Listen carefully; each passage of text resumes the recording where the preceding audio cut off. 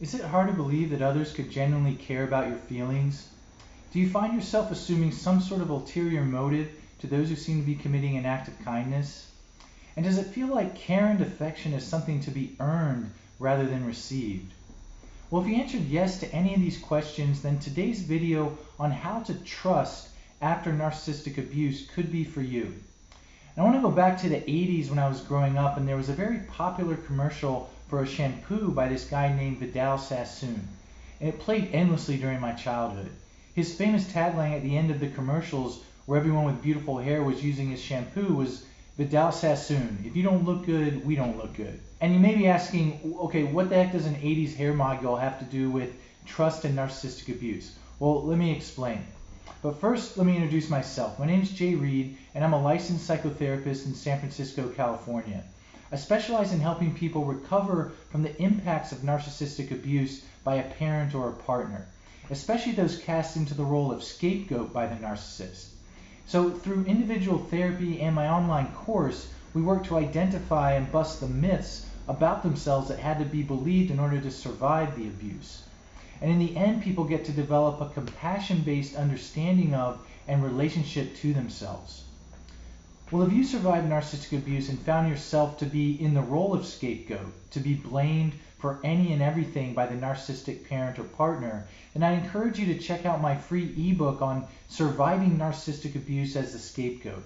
The link is below, or you can click up here to get it. And if you haven't already, I encourage you to hit the subscribe button below so you can get notified every time a new video is posted.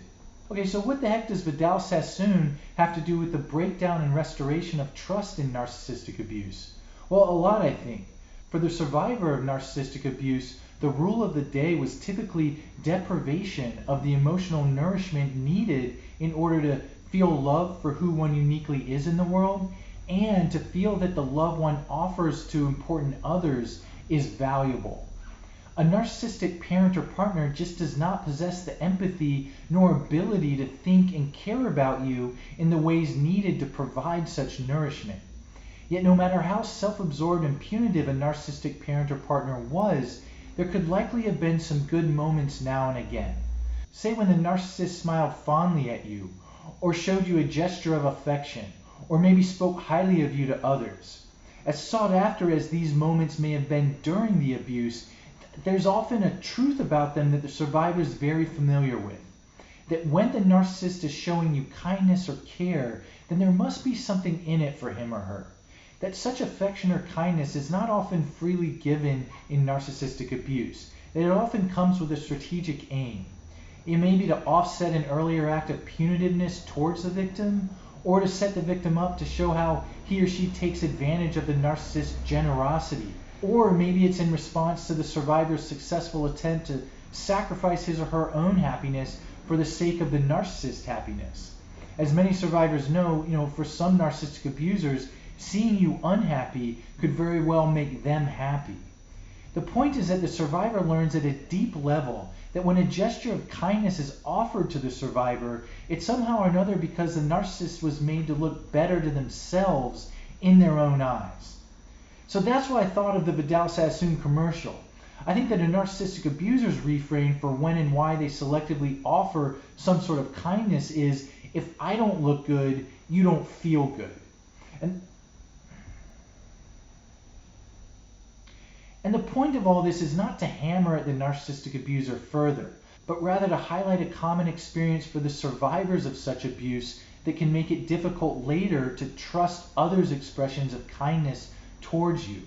After all, there's an overlap between what the narcissist's occasional kind gesture and someone else's sincere kind gesture look like. From the outside, they seem very similar, but for the survivor, the way they learn to survive such acts of kindness by the narcissist can make it hard to trust and take in later sincere acts of kindness. And here's how.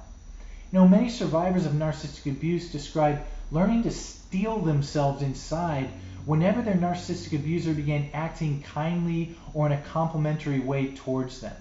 They describe feeling or knowing that it was a setup, and that the risk lie in letting their guards down enough to take in the narcissist's kindness. They knew that if they did, the same person from whom they were accepting the compliment would later accuse them of being inconsiderate, inadequate, inferior, and probably a lot of other I words. That if they had let themselves stay open and believe the initial kindness, the resulting accusations and character attacks would only hurt that much more. So I think it was a measure of the grit and wisdom they possessed that they learned to go rigid inside in order not to take the bait. And this is very much what the gray rock strategy is referring to. If this inner experience resonates with you, I hope you can offer yourself some credit for what you managed to do in such a dire situation. Okay, now for the challenge or opportunity really facing survivors when they are distanced enough from their narcissistic abuser and are in relationships where someone is offering them sincere kindness or accurate positive reflections of who they are.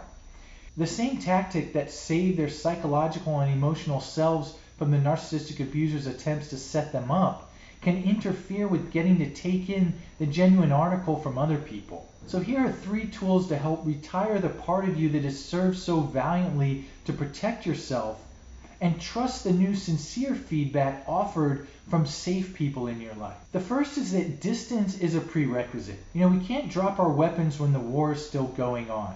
I think it's imperative to get psychological, emotional, and maybe or maybe not physical distance from the narcissistic abuser before working to trust others' good intentions towards you. And this is because dropping your guard when the narcissistic abuser is still around and dangerous to you can result in the exact wounding you've worked so hard to protect yourself from.